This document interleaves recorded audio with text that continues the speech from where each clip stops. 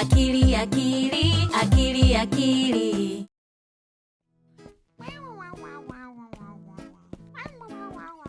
Bush Baby yishimiye gushushanya. Mufate impapuro zanyu n'amakaramu hanyuma mushushanye hamwe na Bush Baby. Uyu munsi Bush Baby arashaka gushushanya inshuti ye Akili. Reka duhere mu maso. Ushobora gushushanya mu maso ukoresheje uruziga. Nibyo. Ni iki twakongeraho?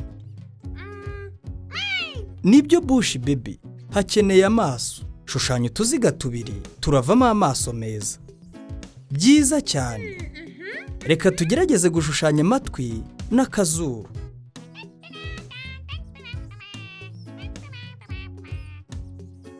Ubikoze neza Bush Baby. Mu maso ni nkaho harangiye. Ikindi hakeneye ni iki? Nibyo. Hakeneye umunwa. Reka dushushanye umunwa wishimye useka. Ubikoze neza Bush Baby.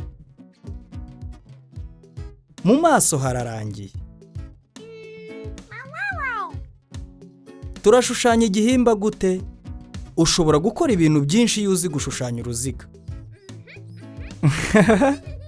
Bush Baby, ndatekereza mu nshuti wawe akeneye igihimba kinini kurusha icyo ushushanyije.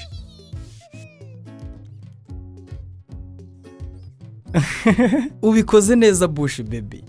Ikindi dukeneye gushushanya ku gihimba ni iki? Ibyo nibyo. Reka dushushanye amaboko abiri. Wowe shushanya imirongo ibiri igororotse Bush Baby.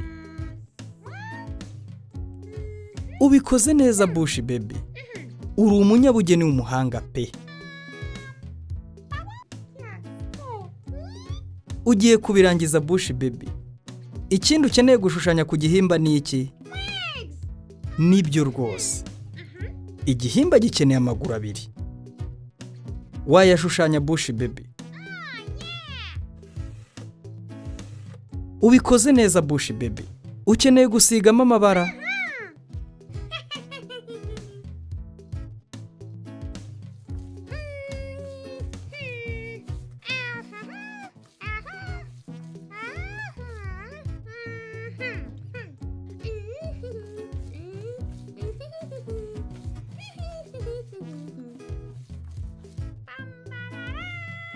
Mbega byiza Bush Baby.